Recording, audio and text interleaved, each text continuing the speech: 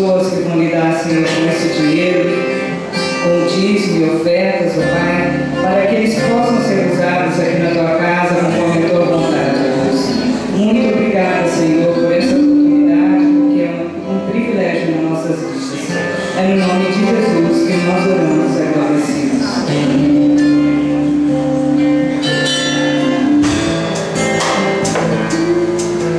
Vamos louvar o nome do Senhor. Para quem não foi no acampamento, perdeu mesmo, irmão. O Senhor nos encheu da sua palavra, nos deu um caminho, a direção para esse ano, através do quebrantamento e da obediência, nós vamos alcançar o favor dele. Essa foi uma palavra profética que o Senhor deu ao nosso coração, através da palavra, da santa doutrina.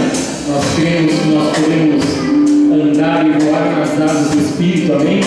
Por isso que nós vamos cantar grandes coisas do Senhor. Vai fazer ainda pela nossa igreja, está fazendo, vai fazer na tua casa, vai fazer na tua vida. Por isso cante com fé essa canção, ofereça esse louvor ao Senhor, enquanto ministramos essa canção, grandes coisas estão por vir.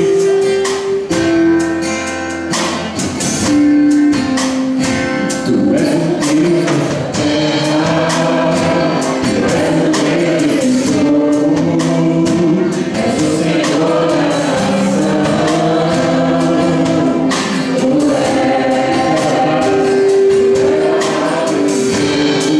esperança, tu és a paz dos cansados.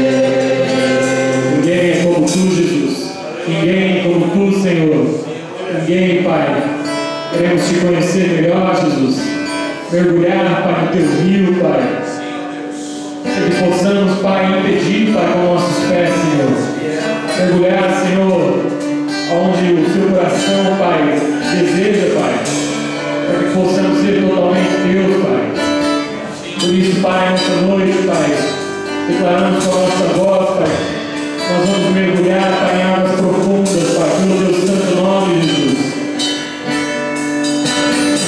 Existe um rio, Senhor, que flui do Teu amor. Águas que correm do trono, águas que curam, que limpam. Você é um rio que passa na tua vida. Por onde o rio passar, ele vai transformar de passar.